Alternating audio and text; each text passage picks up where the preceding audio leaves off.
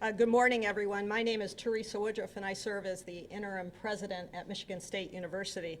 And through the tragic week that we've all experienced, we've thanked many people who have been instrumental in the response and the recovery to Monday night's horrific events. And one group that we haven't yet thanked is the media. And so at the outset today, I want to offer my thanks on behalf of a grateful university to all of you who helped spread the photo of the shooter on Monday night that led to the tip that came in and the conclusion of this event. You helped our community, you helped our state, and you helped our nation stay informed and allowed us to be more transparent as we all worked and walked together on this pathway. So I wanted to begin today just with a thank you to everyone in the media for helping to spread that essential and timely information. Others today in this news conference are going to provide updates on the investigation and law enforcement matters. And so my comments are going to be brief, and they're going to focus on three areas. First, where are we now? What's next? And the process that's going to guide our decisions as we move forward. As you'll soon hear, the 5 students at Sparrow are still in critical condition, but I'm pleased that we are seeing some signs of improvement in some of our students. And our Spartan Nation continues to send good thoughts to each of them, to their families, and to the doctors and nurses at Sparrow Hospital. As I've said before, grief is a profoundly personal thing, and we know from trauma experts and from talking to colleagues at other universities who have experienced similar tragedies, everyone grieves differently, and the recovery process isn't linear. So each member of our campus will have different needs, and our focus is on providing as much flexibility as possible in supporting the diverse needs of this campus community. So as we move forward, I ask the campus and everyone in our Spartan community and extended family as represented here to provide empathy and grace and the knowledge that each person's support may be different, and we will be considerate of that. I'm extremely grateful for the quick actions that we've had pulling together the many counseling and support services this week. We know that many in the community will continue to need services for months to come, and that some haven't reached out yet. But I am encouraged that, and can report that hundreds of students have already utilized our counseling services that were provided at the Hannah Community Center or in our residence halls. We also provided a service to employees that is called Reflect and Connect. And we're looking into training for supervisors as more faculty and staff begin returning to positions today and into next week. We are encouraging empathy and patience and an atmosphere for all to recover at their own pace, and will continue to offer these services into the future. Today, MSU is resuming standard operations after 48 hours of being in modified operations. While we are returning to standard operations, classes remain suspended through Sunday. This standard operations means that the university offices are open, but in this case with wide latitude provided to supervisors across our university network. The 2 buildings, Berkey, remains closed for the remainder of the semester. The second building, the Union, is still being evaluated for decisions to be reported later. FBI Special Agent in charge of Michigan, Jim Taraska, will report in just a moment on access to those buildings for students, faculty, and staff who still have materials that are present in those spaces. Leaders across campus have been meeting with a variety of the groups that have been impacted, from our families of those that we have lost, as well as those who are bravely recovering at Sparrow. We've also been talking with our students, faculty, and staff who were in the class of the shooter in Berkey Hall, and the employees who were in the Union on Monday night. We are listening and we are supporting at all levels. Our core leadership team is meeting daily, and we will continue to do so to prioritize the needs of campus. We want to be supportive not only of our campus, but we understand that the community is involved, and we want to give people the confidence to re-engage and stay engaged as we come together. Our alumni network, over 500,000 Spartans strong, are contacting us and wanting to get involved. They are generously donating their time and items that can be helpful to the community, including 15,000 candles last night, as well as flowers that were associated with our vigil. For those who want to give in a way that can support MSU at this time, we have set up a fund called Spartan Strong Fund, and you can find that on the MSU website. And Chief Lynch has also told me of the many people who have dropped off food and other items to our MSU PD, and we are all very grateful for that outpouring of love and support, and as I understand it, we're out of kitchen space at this point. So we thank you for that outpouring in so many ways. We know as a campus that we have hard work ahead of us. Moving forward won't be easy. Unfortunately, others in higher education have been through this, and we are connecting in ways that through these shared experiences, we will have ideas about how we can evaluate our best plans forward. And as we move forward from today, we will work together to make informed decisions and lean on each other. None of us have all the answers, but we do have each other. So at this point, I'd like to turn this briefing over to our Chief of Police and Adjunct Professor in our School of Criminal Justice, Marlon Lynch. Marlon? Thank you, President Woodruff. Good morning. I'd like to start with some thanks to outreach by our colleagues, our local partners, but also some well-established associations, the Michigan Association of Chiefs of Police, the International Chiefs of Police, the International Association of Campus Law Enforcement Administrators, and the Commission Agency on Law Enforcement Accreditation. We have all received your support, prayers, and thanks, and very well valued. So thank you for that. In addition to that, I decided to focus on some positive things that have been shared with me over the past couple of days with that. In helping us in our response to this critical incident, we had approximately 19 law enforcement agencies and 6 fire departments, numerous emergency medical services as well respond to that. We had off-duty police officers, not only from our police department, but from local and partnering agencies that responded, that came without a request to help during that particular situation. Not a surprise, though. What occurred on Monday night as far as our response is a collaborative effort and is the product of constant and continuous training together, relationships, and preparation for that. We also, unfortunately, had an opportunity to respond last week to Okemos High School with a very similar result. The difference is that was not confirmed and it was ruled to be false. So just imagine the stress put on the first responders responding to a situation at Okemos High School that we take very seriously until otherwise notified. And then just a few days later, responding to this incident here. We have to recover too. We have to heal. That process has begun as well. We've made services available for our staff, our police and public safety staff, beginning today. We will also have short-term plans as well as long-term plans as we move forward for this.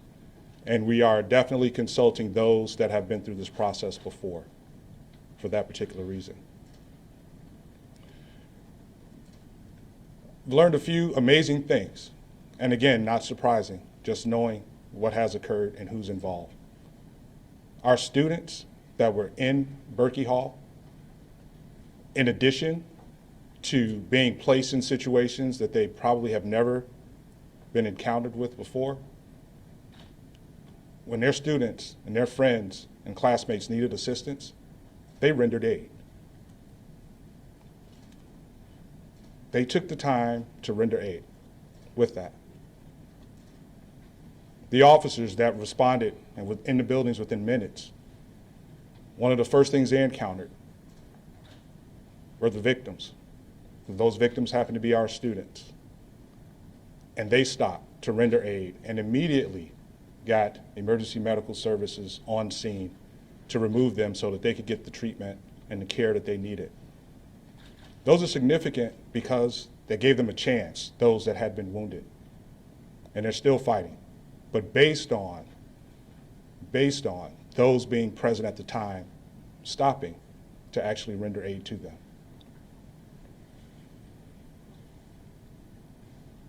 The dispatchers. Dispatch function is a very key component to what we do, our response. And if any of you have heard any of the radio traffic that happened that night, it's amazing. They were calm, they prioritized, they communicated well, they did their job. They did their job extremely well, extremely well. My point in this is to say that it's not based on an individual. We all have roles. When it comes time to actually do what you've been trained to do, that happened. And there's a caring component as well. Some very selfless in stopping to assist when they could have easily have just run out of the building themselves. And there was nothing wrong with that at all. That's part of how they're actually trained. Our students, they have the opportunity to receive that training and run, hide, fight. And unfortunately, some of them during their high school years, middle school years, think about the generation that's here now, they've had to go through that. They've had to go through that. So I found that positive to be able to communicate that with that. Those are some stories that need to be discussed as well. And hopefully that is actually what takes place, which some has already done that, but I think we needed to take a moment to actually state that, the appreciation for that. So what we will hear now will be updates in addition to the Michigan State University Police and Public Safety representative that's here. We will also have Lansing Police Department, Michigan State Police, as well as the FBI come with updates. And again, we appreciate your presence here with that. Deputy Chief Rosman. Good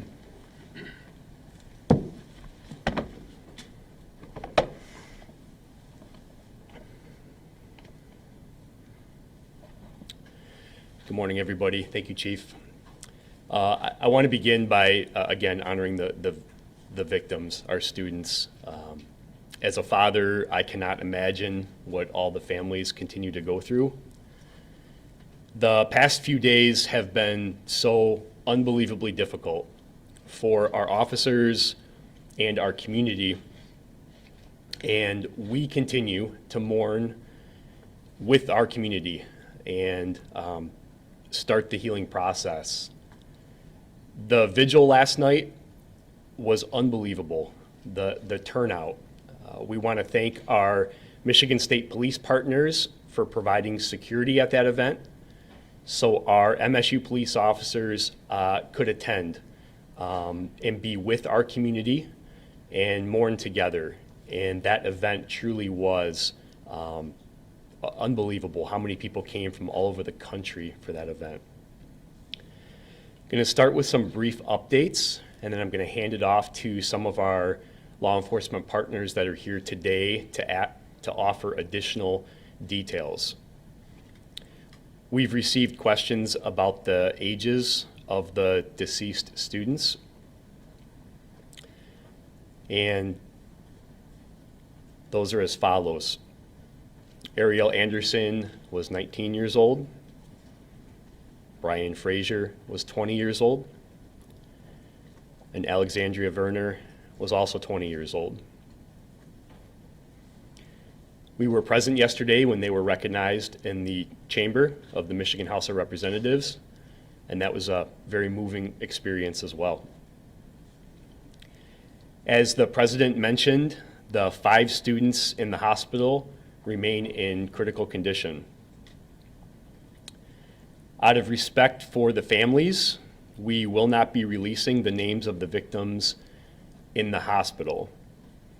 We do understand that some of those names have been made public by family and friends, but we feel strongly about not confirming their names out of respect for the families, and we hope you understand. So even though MSU Police and Public Safety is the lead agency in charge of this investigation, the investigation is very complex. It's bifurcated and involves many different agencies. Different parts of that investigation are being handled by different agencies in a very unified and coordinated effort. That unified cooperation between all of the agencies involved and the resources that have been deployed to campus from all over the country, it is impressive. I'll share a few brief updates regarding the investigation, and some of our partners that are here today will elaborate on some of these details as well. We can confirm that the shooter had 2 handguns on his person when he was located. Those handguns are both 9mm. He also had additional magazines and ammunition on his person. Our investigative team did work with our federal ATF partners to trace those weapons, and we have learned that they were purchased legally by the shooter, but they were not registered.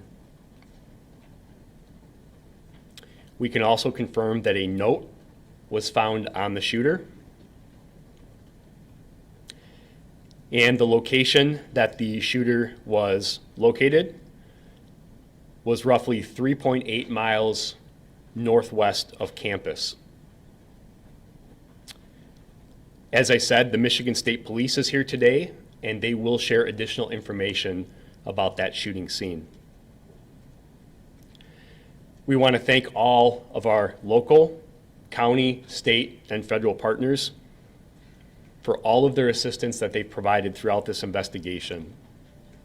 The investigative assistance that we've received after the initial incident has been absolutely overwhelming as well. As the interim president said, we'd also like to thank the media for being active partners throughout this investigation. Your ability to share our information while understanding the sensitive nature and having compassion for the families is very much appreciated. At this time, I'm going to turn it over to Lieutenant Renee Gonzalez from the Michigan State Police. We will be available for questions at the end. Renee. Thank you, Deputy Chief Rosman.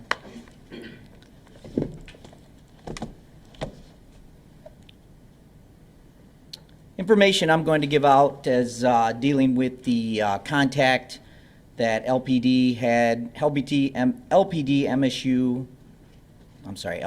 MSP, and our state security officers had contact with the shooter at Lake Lansing and Larch Road.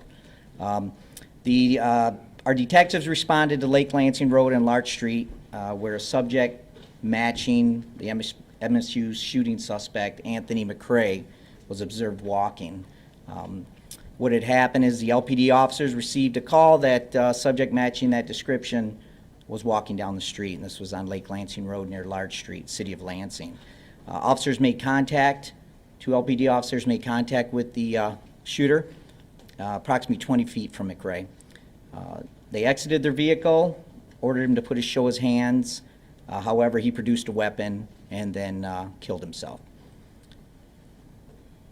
It does appear that from the body-worn camera that McCrae did not verbalize anything to the officers prior to him shooting himself or taking his own life. Once they had waited for 2 additional state security officers to arrive on scene, they walked up to the shooter who was laying on the ground, cleared the scene for their safety, and then started life-saving efforts on him. However, he was declared deceased at the scene.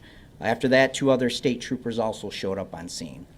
Our detectives arrived on scene. They conducted interviews with the officers on scene, photographed the area, downloaded body-worn cameras, in-car videos, and did round counts for all the officers to ensure that no rounds were fired.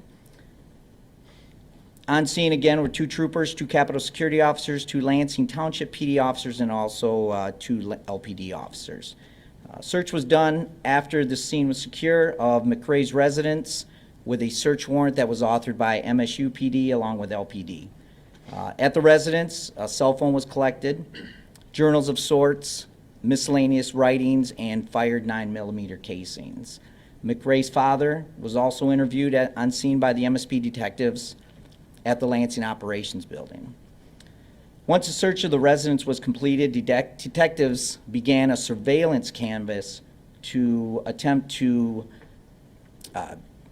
track the shooters once he cleared the MSU campus until he made contact with the LPD officers. They were able to track his journey from the MSU campus to where he was made contact. They are conducting additional surveillance canvases to see if we can find anything else on where he might have been. Detectives are also assisting with downloading information from McRae's phone, following up on CATA, as 2 additional bus tickets were found in his possession. Found on McRae were 2 handguns, the one he shot himself with and another in his backpack that he was carrying. He also had a loaded magazine that was full to capacity in his left breast pocket. In the backpack, he had 8 loaded magazines of 9mm ammunition, along with a pencil-sized pouch containing 50 rounds of loose 9mm ammunition. He also had 2 empty magazines on his person as well.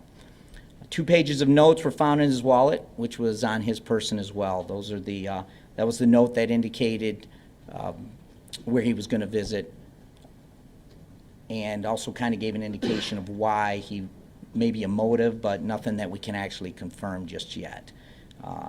The investigation is ongoing, and at this time, we believe that there were no other subjects involved, and McRae was the lone shooter in this incident. I'll now turn it over to Chief Sosby.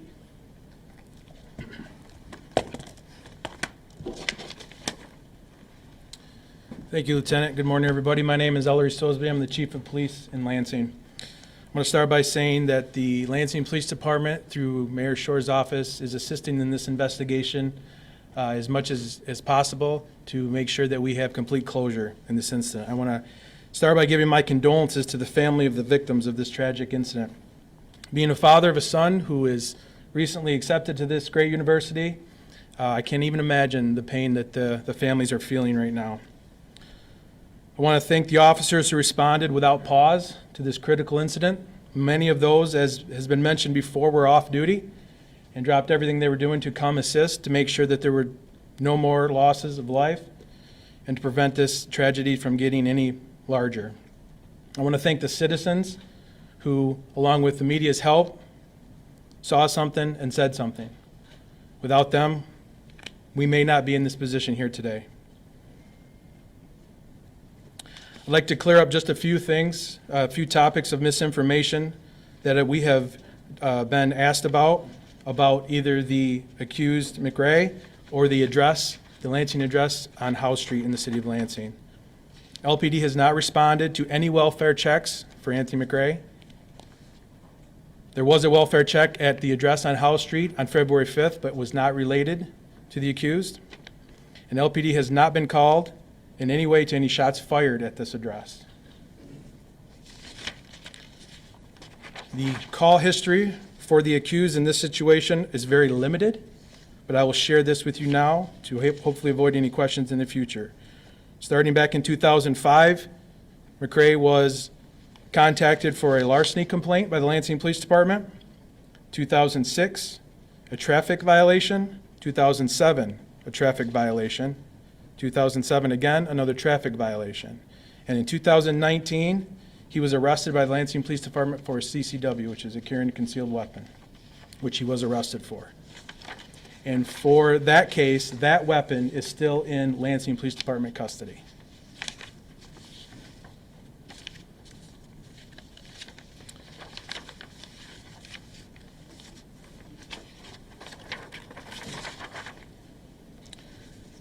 As the lieutenant shared, 2 Lansing police officers made contact with the accused in approximately the 800 block of Lake Lansing Road. When the accused was contacted, he produced a handgun and ended his own life.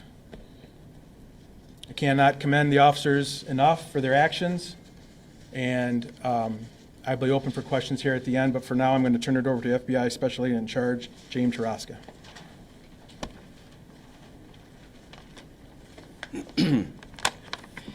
Good morning.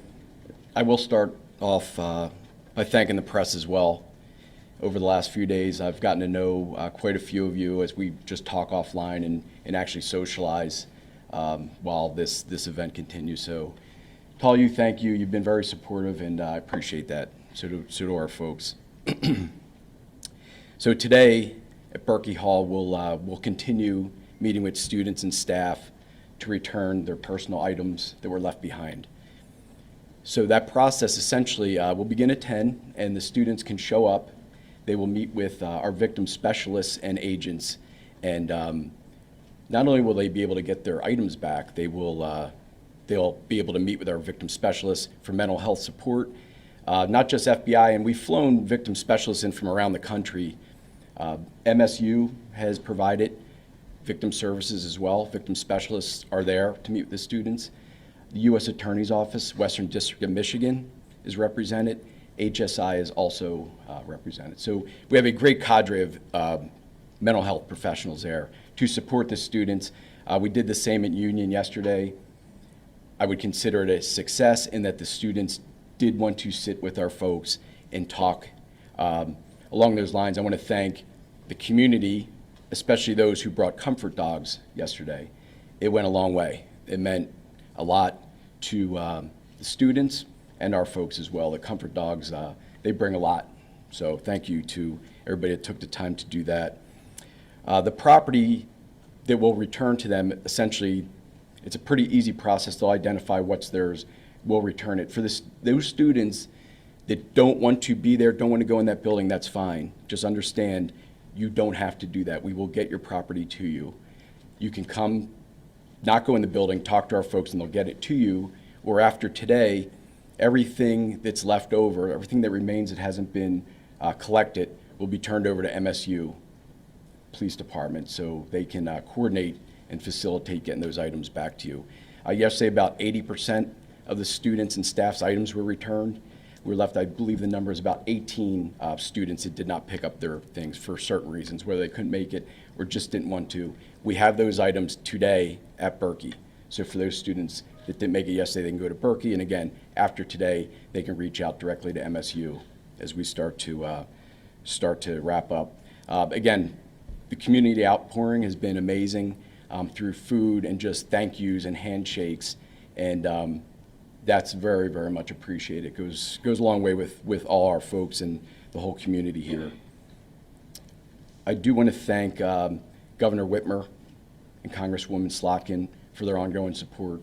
They've been obviously extremely supportive. They were here at the press conference the other day. And the Congresswoman is, I believe, going to do a site visit today to meet with our folks and the students as well. So we look forward to hosting her. Even after today, the FBI will continue supporting the families of Alex, Ariel, and Brian. It doesn't stop today. Those services we provide, the support we provide will continue. We've met with those families, and we've began to build a relationship with them. So we will be there for them, along with all our partners.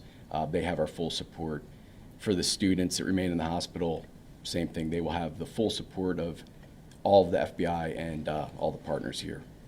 I just want to mention a number for the United Way for additional mental health support for anybody listening that would like to utilize that, 211. If you dial 211, you can get support. So that's just another outlet. There's a lot of resources, so please, for everybody, the students, faculty, the community, there's plenty of resources to help you and help the community recover. So with that, Doctor, I'll turn it over to you. Thank you. Good morning. My name is Dr. Rima Vassar. I'm the chair at MSU for the Board of Trustees, and I come to you today as both the chair and a mother of a Spartan who was on campus the day that the shooter came and took so much from us, but also took our sense of safety.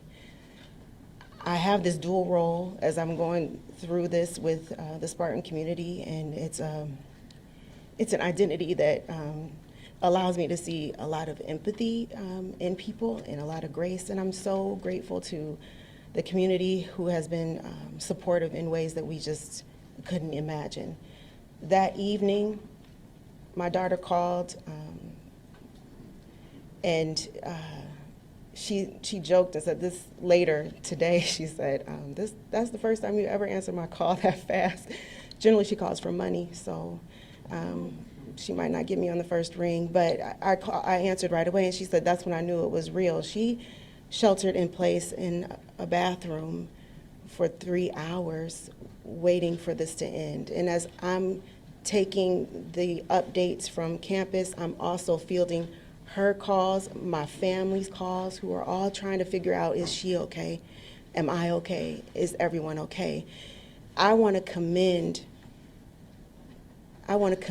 Chief Lynch.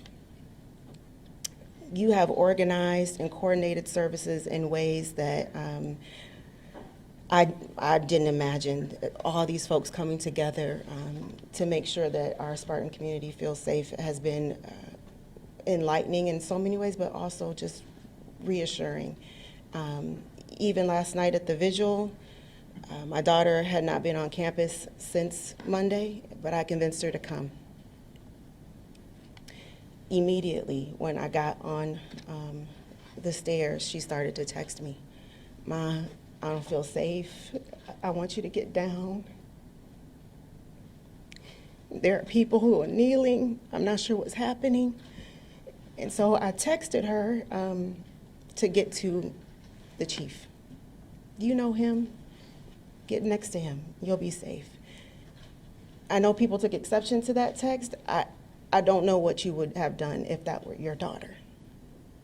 I want us to give the grace that's necessary. We all are going to be healing in different ways, in different paces. I'm one of those mothers who's like, tough it up, you know, you scraped your knee, you want peroxide or alcohol. Like, I'm one of those moms, right? But I'm giving my daughter, who is a kind, low-key, cool kid, a lot of grace. And I want that grace extended to all students, all staff, and all faculty. The board has gone to talk with Ariel's parents, Alexandria's parents, Brian's parents. Heart-wrenching discussions. Our hearts go out to them. We have offered all our services to them. We also went to Sparrow to meet with the families whose children are fighting for their lives right now today. And it was amazing how gracious they were. They're asking how we're doing. I mean, just the Sparrow community has been absolutely amazing. That was the quote from one of the fathers. And so I'm grateful to them for their service to these families. This is a hard time, a tough time, but we're going to get through it. In the coming days, the board will continue to meet with the administration. We'll continue to get updates from Chief Lynch around what has happened, debriefing what we know to be true, what could be different going forward. And we also are meeting with faculty, staff, and students around their issues of safety and where they felt the safest and why, right? And how we can recreate those kinds of places all around campus. The board is committed to making sure that we are united on the other end of this, and that Spartans from all over the globe can come to this campus and feel like they will be safe. We will not have our safety and security stolen by a man with a gun in a senseless act of violence. It will not happen. I will open it up to questions and turn it back over to them.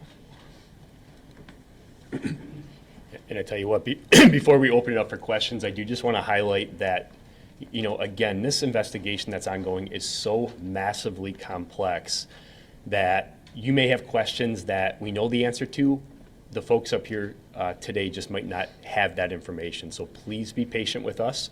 We will do our best to answer all of your questions. We have remained committed to being transparent and sharing as much information from the very beginning, and that remains. Please understand that as we move forward, there's so many questions that you have. We may have to get that answer and get back to you. So with that, I'll open it up to questions for any of the speakers that are here today. So in the back, go ahead.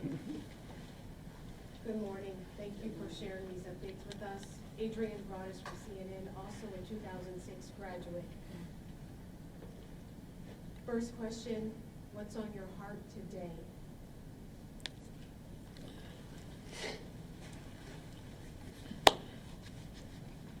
We are a resolute community.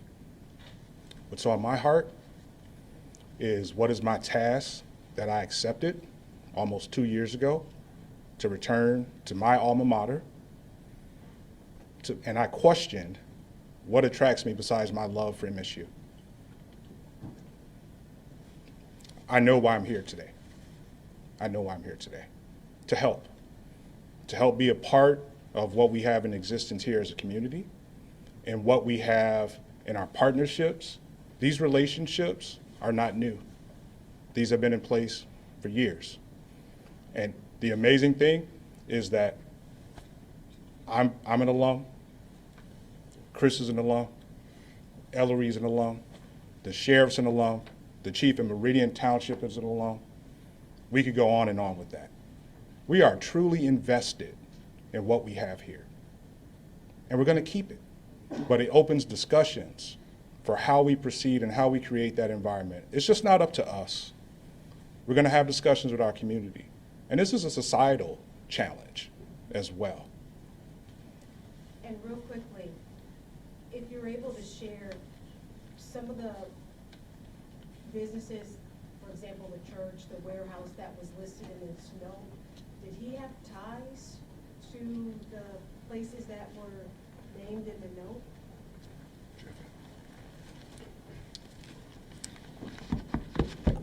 Reference the note with the listing of the businesses. Through our investigation, we found that he had had contact with some of those places. He was an employee of the Meyer Warehouse at one time. In a couple of other businesses, it appears that he'd had some issues with the employees there where he was asked to leave. So it looks like possibly a motive for that was he just felt slighted, and that's kind of what the note indicated. The surveillance image obviously proved pretty important for capturing Mr. McCrae, locating him. But why did it take 3 hours to get that out? Like, do you have real-time monitoring of cameras on campus? What was the process of actually going through that? Yeah, that's a good question. You know, we have thousands of cameras on this campus. We've worked recently to enhance that even further. That system is complex, and our investigators immediately began reviewing surveillance footage. It did take them a little bit of time to locate that due to the number and the volume of cameras that we have. And we didn't know what his path was at that point. We didn't know which door he exited. We didn't know which route he took. We didn't know where he went after he left those buildings. When our officers arrived on scene at both of those locations, he had already left the building. We didn't know by which direction, which door, and so we immediately began reviewing surveillance footage. As soon as we located that image, we immediately pushed it out on social media. My understanding is that the caller actually saw it on one of the news stations, and so we've already said this, but we can't thank our partners enough for amplifying that. And then 17 minutes later, we received the phone call through our dispatch center that he was seen. So while I know the timing, people may question the timing, this was an ongoing complex incident. And it took a little bit of time to find that image, but we worked valiantly, and I commend our investigators that set their rifles down and turned around and started looking at video on the computer to locate those images. Do you have real-time capability right now, though? Yeah, I'll let the chief. So that's part of our overall strategic plan is we are currently in a process of centralizing all security systems that will accompany or will come with real-time monitoring, which is what you're speaking of, is when an example would be in a situation like that, the location would be identified, the operator would know that that particular location has X number of cameras and begin automatically pulling the cameras up to help with the overall response for that. That's something that's in development. That was an initiative that we announced in the fall with that, and that's currently underway with that. I want to go back to the state police on the letter we made. A couple things. I just want to make sure I understand it correctly. You confirmed that the letter said, "Hi, my name is Anthony McRae," and later said, "I will be shooting up MSU." Can you confirm that?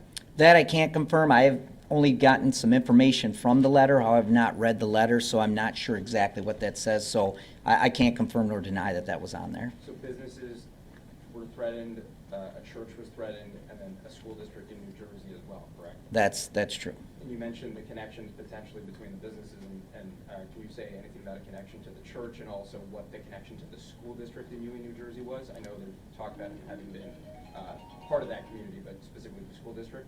The school district can't comment on why he was threatening that specific school district. We just know that he did have some connections to New Jersey, but that was years ago. So I'm not sure why he was bringing that up so late in the game. And the church? The church, I have no information on that as well. Okay, and then he also in this letter, correct me if I'm wrong, claimed to be the leader of a group of 20 killers, is that right? That's true, yes. Can you give us a sense of how you were able to invalidate that claim if you have found that to be unsubstantiated? Because obviously once the suspect's body was found, an all clear was given on the campus. So can you just give us an idea of how that was found to be unsubstantiated?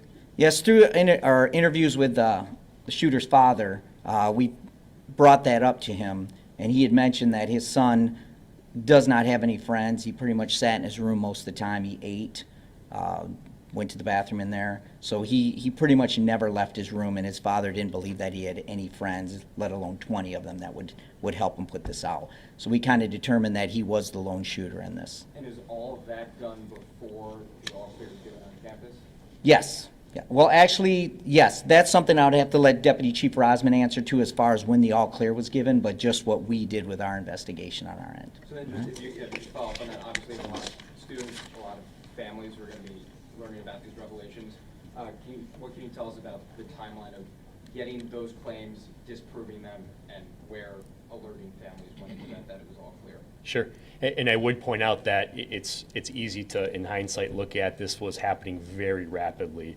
What I will say is at the time that information was received, that the note was found in his pocket, we had already established not only a unified command post in the field, but we had activated our emergency operations center, and information was being shared live time between the Unified Command Post, our Emergency Operations Center, operating under our Incident Command System. And so that's the reason that we were able to get information so quick from the scene where the shooter was found, the note in his pocket, and relay that information live time to the people like myself that were making decisions on what information was accurate to communicate with the public.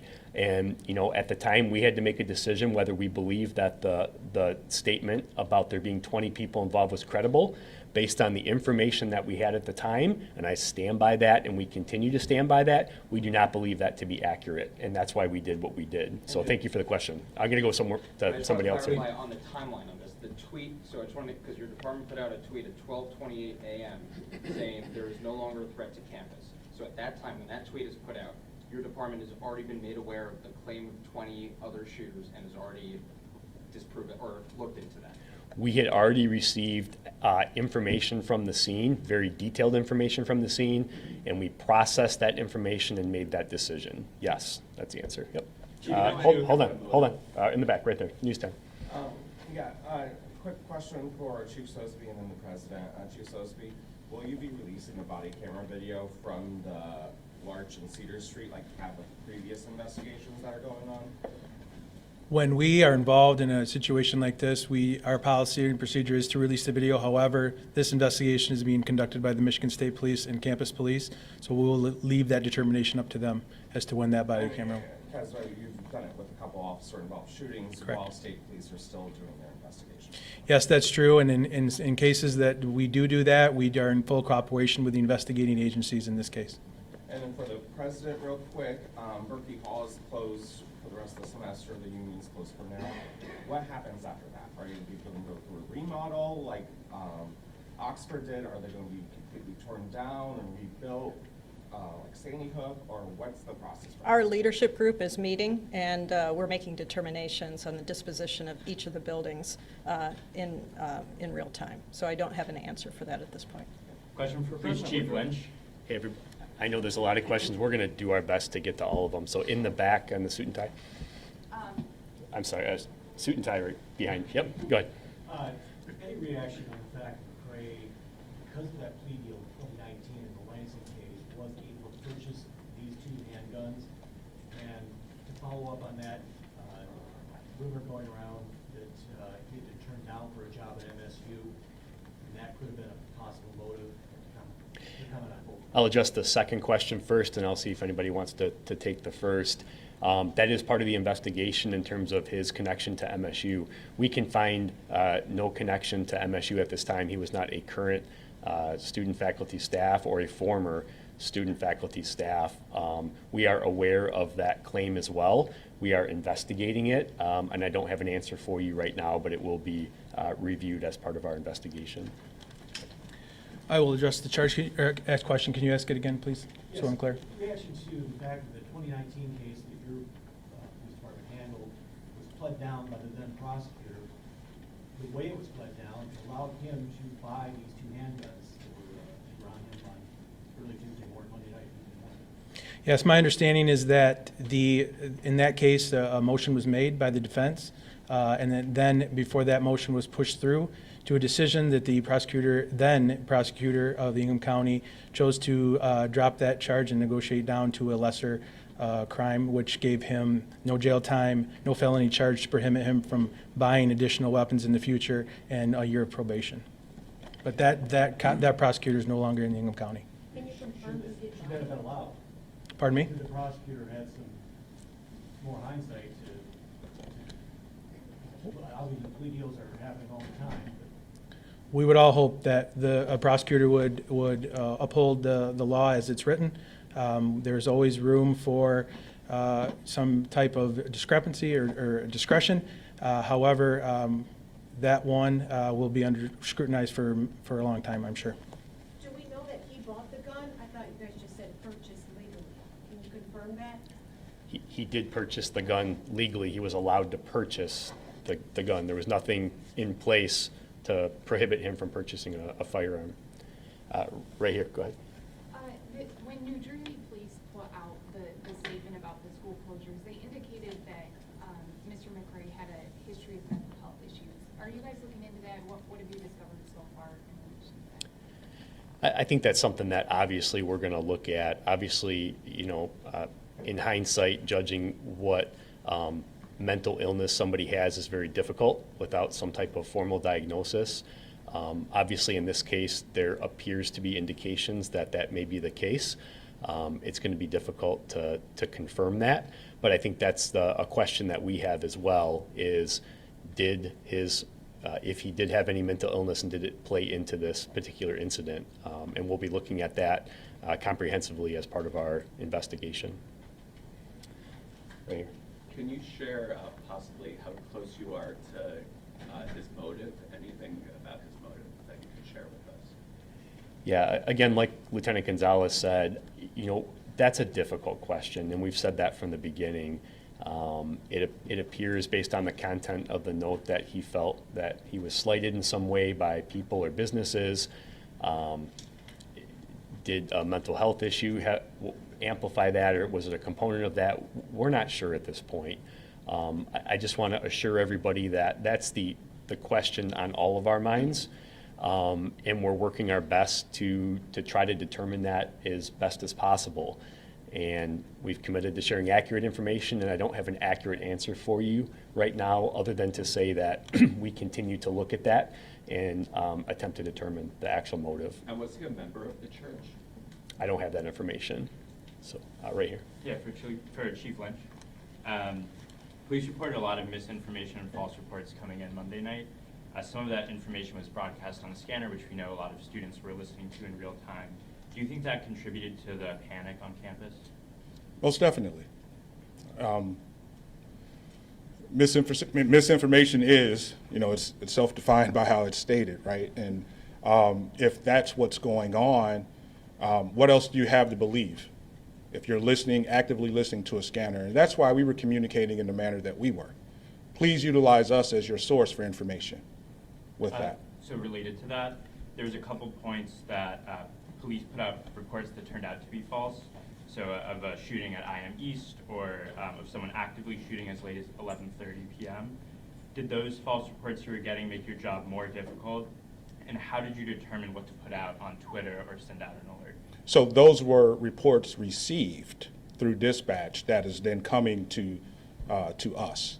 The way that the coordinated operation, how we set up, is that there were teams assigned to buildings, and then we had response teams that were set up to respond to calls.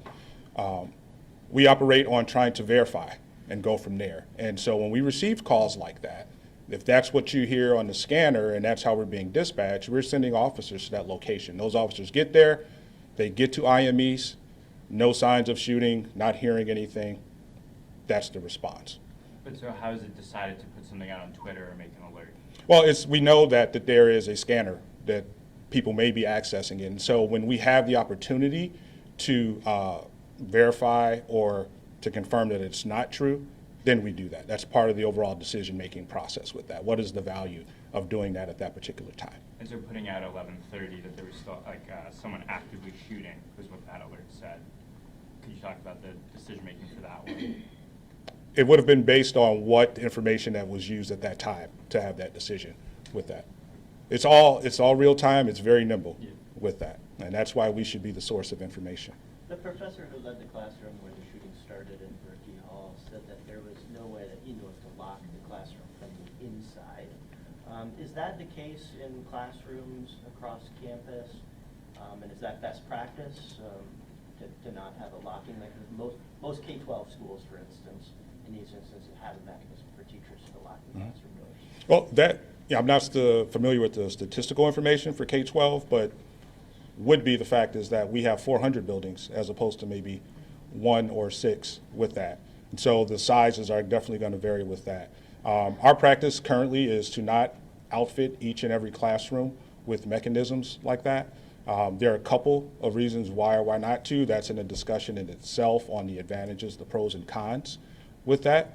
However, those components, these coming days and discussions we're going to have with our community is we'll lead the discussions, but we'll present options. And as a community, we'll decide on how we proceed with different physical security, police officer presence, potentially security officer presence, additional security systems. All of those will become part of it with that. But today, that is not how we're set up in all of our classrooms with that. Chief, you mentioned that students rendered aid to each other. We are hearing reports that possibly one of the students killed acted heroically and tried to take the shooter down. Can you verify those reports? I know it is still very early in the investigation. Mm-hmm. I couldn't speak specifically to that action with that. Lots of information being fielded at this time. What I shared at the beginning of this press conference was what was shared directly with me by individuals involved with that. I wouldn't be surprised if that were the case, but at this time I just couldn't confirm that actually took place. And then a very quick follow-up. I know that you mentioned you are not going to be identifying the 5 students who are still in the hospital. Are you able to confirm that 2 of them are exchange students from China? Is that something that you can speak to? No, not at this particular time with that. We do know that we do have some international students, but couldn't confirm at this time where their home country is. Let's go in the back here, over on the left. I just wanted to, maybe this for MSP, you said that you were able to complete his journey from campus to the site where he shot himself. He had all this ammunition that kind of leads you to believe he had plans to do more. I mean, Was there any point in there where did he seem in a hurry? Did he stop at other places and kind of contemplate doing something, or was he calmly walking home? It looked like from looking at the video that we did have portions of, that he was just walking home. Where his ending spot at Lake Lansing Larch was just around the corner from his house on Howe Street. So it appears that he was just heading home. Where's the church or the warehouse anywhere in the area? Like, did it seem like that was the direction he was going? No, it appeared to us that he was heading home when someone just spotted him from the picture we put out on him. Neighbors have said that they called the cops about hearing shootings at the father's house. Were those not responded to? If you don't mind, is everybody okay if I call on people? Is that okay? I appreciate it. I'm just trying to keep things a tad bit orderly. It's okay. I'll come back to you, though. Right here, the ma'am in the black vest. I have a question for the president. What do you have to say to students and future students who say that this shooting, the university is tarnished by this shooting? I believe we are a strong community, and we will not allow a single individual to take our university from us. And we heard that loud and clear from many of our students. We are still processing, but this is our home. This is our university. Brown jacket right here. Were the two handguns purchased after the arrest in 2019? And do you know, or can you clarify where they're purchased? I don't know if we have that information. I don't think we're prepared with that information right now. We may be able to share that in the future. We just don't have it right now. So, in the back, go ahead. Yeah. Okay, sorry about that. Yeah, just multiple neighbors have said that they did call the police about issues of hearing gunshots at the father's house. Were those not responded to? Were the neighbors not accurate on that? What the information that we have is that those are not accurate. We checked all our call logs along with our dispatch logs, and we have not received, the Lansing Police Department has not received any calls for any shots fired at that residence. Right here, go ahead. Thank you, for President Woodruff. Thank you. I talked to two students who have been distributing a petition with about 11,000 signatures for some sort of Zoom or online option for the rest of the semester. It's similar to what's offered at Oxford High School. Has there been a discussion of that in the administration? Yes, we've discussed that, and there's ongoing discussions. Do you see that as a possibility for students? We're considering all options for the manner in which we continue the continuity of education, research, and outreach on this campus. Has there been talk of differentiating for students with classes in the Union and Berkeley or who are in those classes, options different for them for the rest of the student body, or would whatever solution sort of be applied to? Yes, we've been talking about places and spaces and where education will continue. And certainly those two buildings are central to some of those conversations. Thank you. Thank you. Yeah, there's been a lot of details today about, what was in the note. Can you just clear up, what exactly was in the note? I know it was mentioned earlier about a possible why. Can you say what possibly you know about the motive to this point? So again, I really do think we've said all we can about what we think the motive might be. I commend and appreciate the Michigan State Police sharing as much information as they have about that note. I really think that's all we have to share at this point. We'll continue to evaluate that note from a lot of different angles, a lot of investigative avenues. If we determine anything else, if that note is of any additional value, we may share some more information in the future. But as of today, I think we've shared what we can in terms of the content of the note. Let's do one more question.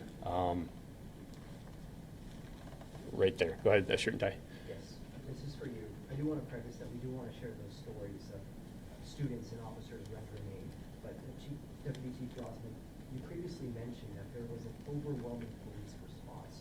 So I need to ask, when McRae was able to exit the MSU Union building and get out of the campus and then be found in the city of Lansing, almost 4 hours away, when we talk about this massive police response, how is this not something that was found, especially if it sounds like he was walking?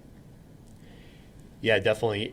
And like we've talked about already today, the chaos that ensued and the information that we were receiving, due to the number of reports that we were receiving on campus, we actually at the time thought that he was still on campus. I mean, we had no indication at the time that he left campus.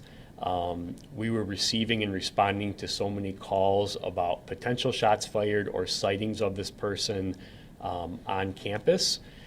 Although we deployed resources off campus, we didn't receive any calls. We didn't receive any calls, whether they be valid or not, off campus. As additional law enforcement resources arrived from all over the state of Michigan, from counties away, we started to deploy those resources out, almost if you picture kind of a ring. So if there's our incident, we kind of have our inner, and then we kind of work our way out in different rings. That's how we started deploying our resources. We started with campus. Our goal at the time was to ensure the absolute safety of every student and every person on this campus after the shooting. And that's where most of the calls were coming from, and that's what we were really focused on. We had no indication at the time to believe that he was off campus, and especially that far off campus, 2, 3, 4 miles. So working through our unified command post, as resources responded, we started deploying them out further. And when that call did come in, due to that decision, we had resources that were able to quickly respond to that location. I know it's something that, in hindsight, can kind of be questioned. How did he get from point A to point B with nobody seeing him or no law enforcement seeing him? And all I can do is assure you and the community and our students that we were acting on the best information we had at the time, making critical decisions that we still stand by, in deploying our resources in the most efficient and effective way possible to ensure the continued safety of campus, which we did. So even though the calls came out of maybe Murky and Union, which is west, there was never a surrounding of these buildings where these calls were coming out of. Do you believe it? It sounds like you're saying there was just a sense of hysteria. It's possible he could have just slipped away. Yeah, and I'll compare it to the Okemos High School shooting or situation, the hoax situation. When that happened, we all thought that was real. When the additional calls came in that there were additional shooting scenes on campus, we thought those were real initially. We responded like they were real. We reacted like they were real. We sent tactical teams and inserted ourselves into those buildings, and our officers, following their training and their drive, entered those facilities ready to hunt somebody down and take them out and prevent them from ending any other life. And that's what we did. It took us a while to determine that some of those were false, were hoax calls. So as we were working through that information, we were actively responding to those scenes and deploying our resources. And it took us a while to determine. You heard it. Everybody here, it sounds like, was listening to the scanner. I mean, we were listening to the same thing. A lot of those calls sounded real when they went out. We thought they were real, and we responded like they were real, and we were ready to do what we're trained to do. So I do want to say that we all have a lot of questions, particularly me, who my daughter I was getting live updates about what was happening in real time, and transparency is one of the priorities of the board. So as new information comes, I'm expecting fully that we'll all be apprised. I did want to add one update. Sparrow has called and let us know that one of our students has moved from critical to stable condition. And so I just want you to continue to pray for those families, pray for the families who will be having services over the next couple of days, for their students who have not made it. They sent their students to Michigan State for a quality, world-class education, and now they are they're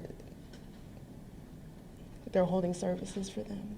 So just hold them a space for them in your hearts, and continue to wish the best for those who are still struggling. But that was the good news, that we have at least one who has improved. Thank you.